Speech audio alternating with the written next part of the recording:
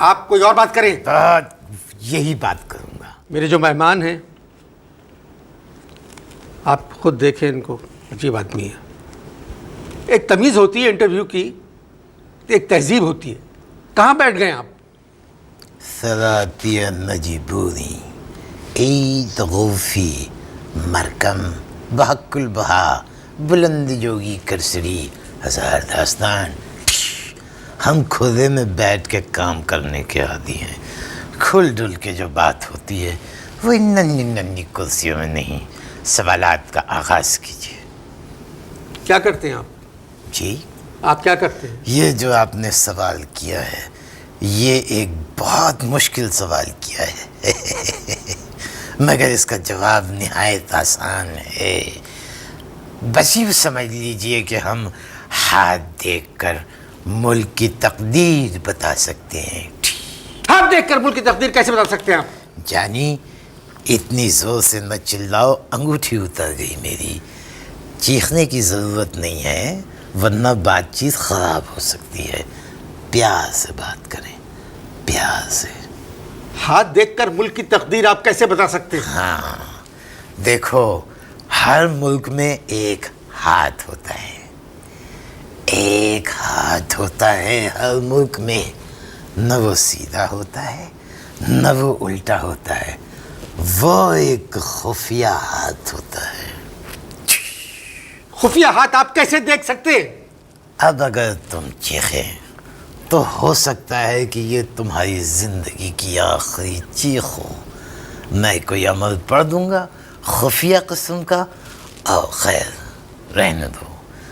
تمہیں ایک بات بتانا چاہتا ہوں کہ میری سب سے پہلی اطلاع تھی کہ سوات میں خفیہ ہاتھ کام کر رہا ہے. سب سے پہلے رحمان ملک صاحب نے کہا تھا کہ سوات میں خفیہ ہاتھ کام کر رہا ہے. ان کا بیان چھپ گیا, میرا بیان جو ہے وہ چھپا نہیں. آپ نے رحمان ملک سے کہا تھا کہ سوات میں خفیہ ہاتھ کام کر رہا ہے. تم مجھے کیا سمجھ رہے ہو؟ یعنی کلیئر کرو کہ تم مجھے کیا سمجھ رہے ہو.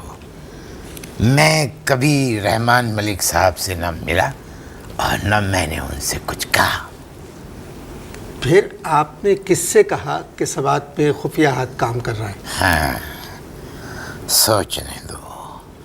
ہائے ہائے ہائے ہائے ہائے, کیا کیا صورتیں ذہن میں آ رہی ہیں, کیا کیا صورتیں ذہن میں آ رہی ہیں جن کو میں نے یہ بتایا تھا مگر وہ کمبخت صورت نظر نہیں آ رہی جس کو اصل میں نے بتایا تھا. بھائی خفیہ ہاتھ کام تو کر سکتا ہے مگر وہ آپ دیکھ کیسے سکتے ہیں؟ علم خفیہ, علم خفیہ. ارے بھائی علم خفیہ ہوگا مگر وہ ہاتھ آپ کیسے دیکھ سکتے ہیں؟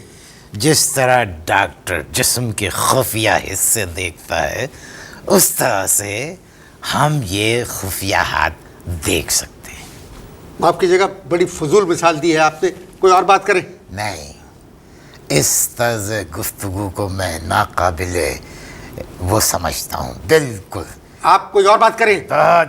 یہی بات کروں گا. جب تک خفیہ پر بات ختم نہیں ہوگی میں کسی اور موضوع پر بات نہیں کروں گا.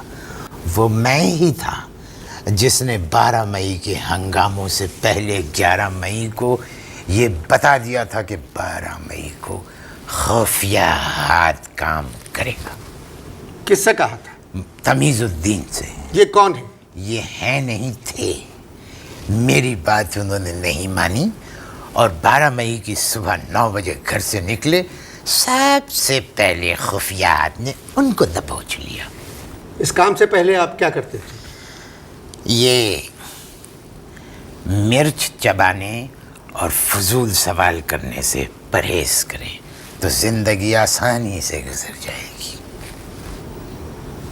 اس کام سے پہلے آپ کیا کام کرتے تھے؟ خوب مرچیں کھائیں اور فضول سوال کریں کیونکہ بے حیاؤں کو بات سمجھ میں آتی نہیں ہے. اس کام سے پہلے آپ کیا کرتے تھے؟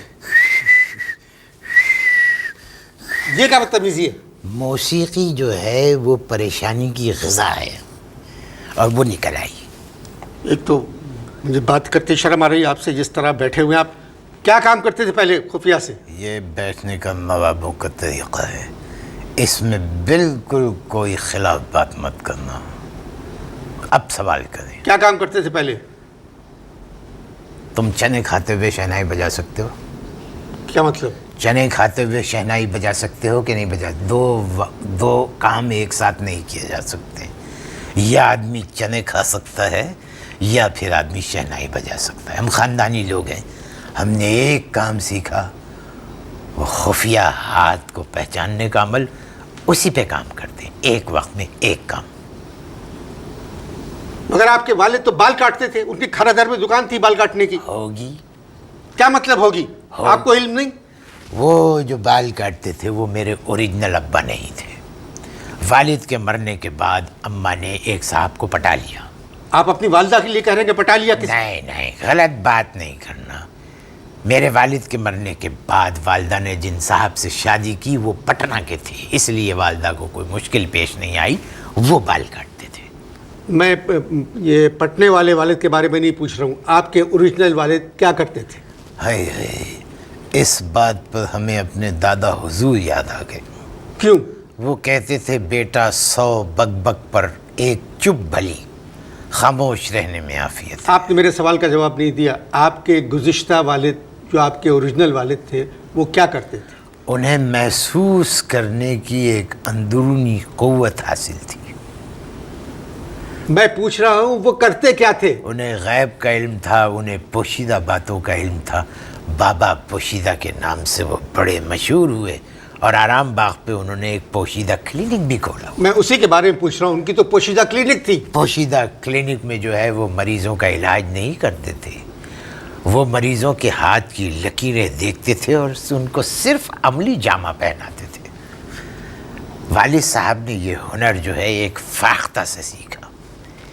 ہاں، وہ فاختہ بعد میں میرے حصے میں آ گئی اور پھر چلی گئی۔ تو آپ کی فاختہ اڑ گئی؟ فاختہ نہیں اڑی، اصل میں بیگم سے ہمارا کسی بات پہ ہو گیا تھا پھڈا، اور انہوں نے میری آنکھوں کے سامنے میری فاختہ تل دی۔ تو آپ نے علم ایک فاختہ سے سیکھا؟ نہیں، علم تو ہمارے پاس پہلے سے ہی تھا۔ تو پھر کیا فاختہ سے اڑنا سیکھا؟ میں نے پہلے بھی آپ سے کہا ہے کہ ٹیمپو جو ہے اس کو گرا کے رکھیں ورنہ مصیبت ہو جائے گی۔ تو آپ نے فاختہ سے اڑنا سیکھا؟ بھائی دیکھیے، 2 سال پہلے ہمارے پاس ایک بزرگوار آئے اپنی ایک کم عمر بیوی کے ساتھ اور کہنے لگے کہ یہ بتائیے کہ ہمارے یہاں اولاد کب ہوگی۔